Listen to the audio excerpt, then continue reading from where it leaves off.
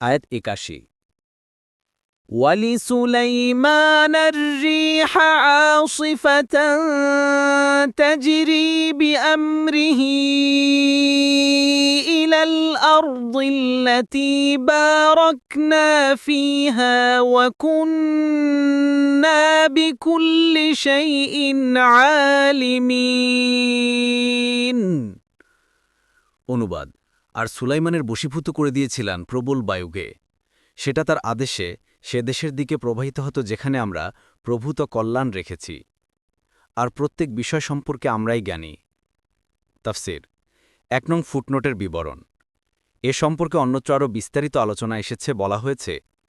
আর সুলাইমানের জন্য আমরা বায়ুকে বশীভূত করে দিয়েছিলাম সকালে তার চলা ১ মাসের পথ পর্যন্ত এবং সন্ধ্যায় তার চলা ১ মাসের পথ পর্যন্ত অন্যত্র আরও বলা হয়েছে কাজেই আমি তার জন্য বায়ুকে বশীভূত করে দিয়েছিলাম যা তার হুকুমে সহজে চলাচল করত যেদিকে সে যেতে চাইত এ থেকে জানা যায় বাতাসকে সুলাইমানের হুকুমের এভাবে অনুগত করে দেয়া হয়েছিল যে তার রাজ্যের ১ মাস দূরত্বের পথ পর্যন্ত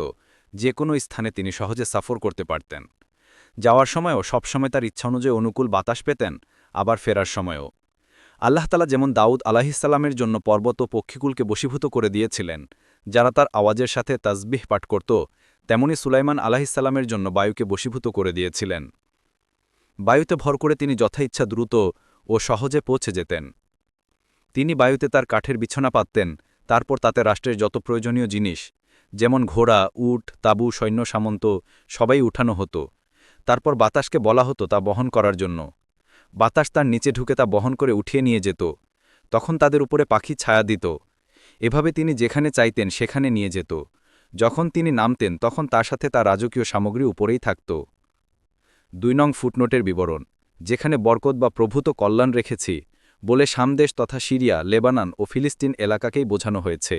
যার আলোচনা আগেই চলে গেছে